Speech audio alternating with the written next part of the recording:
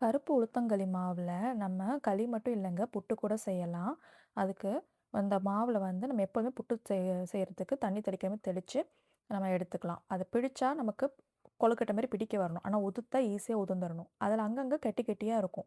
அத வந்து ஸ்மூத் பண்றதுக்கு நான் ஒரு டிப் சொல்றேன். அத மிக்ஸி ஜார்ல போட்டுட்டு 2 தடவ ட்ருன்னு பல்ஸ் பண்ணி எடுத்துட்டீங்கன்னா, நல்லா உதிரி உதிரியா ஆத்து மணல் மாதிரி வரும். அதுதான் பக்குவம். நமக்கு அந்த ஆத்து மணல் மாதிரி லைட்டா ஒரு ஈரப்பதம் இருக்கணும். புட்டு குடத்துல தண்ணி வந்து கொதி வந்ததுக்கப்புறம், அந்த குழாயில கீழ ஃபர்ஸ்ட்டு தேங்காய் பூ போட்டுக்கோங்க. அதுக்கப்புறம் மாவு, திருப்பி தேங்காய் பூ இப்படி ஆல்டர்னேட் பண்ணிட்டே வரலாம். ஆனா, இதில வந்து நம்ம வெந்து எடுக்கும்போது, வெளிய புஷ் பண்ணிங்கன்னா, அந்த தேங்காய் பூ போட்ட இடத்துல மட்டும் லைட்டா பிரேக் ஆகும். எனக்கு அப்படியே ஃபுல் சிலிண்டர் மாதிரி வேணும் அப்படின்னு நீங்க நெனச்சீங்கன்னா, கீழ தேங்காய் பூ போட்டுட்டு, அதுக்கப்புறம் ஃபுல்லா மாவு நிரப்பிட்டு, மேல வந்து தேங்காய் பூ போட்டு க்ளோஸ் பண்ணிருங்க. அப்போ ஃபுல் சிலிண்டர் மாரி வரும். ஆனா, வெந்ததுக்கப்புறம் நீங்க நெறைய தேங்காய் பூ அடிஷனலா ஆட் பண்ணிக்கணும். இது வேகறதுக்கு ஒரு 12 டூ 15 நிமிஷம் எடுக்குங்க. ஏன்னா கருப்பு உளுந்து மாவுல. இதே அரிசி மாவுனா நமக்கு ஒரு 5 டூ 10 மினிட்ஸ்ல வெந்துரும்.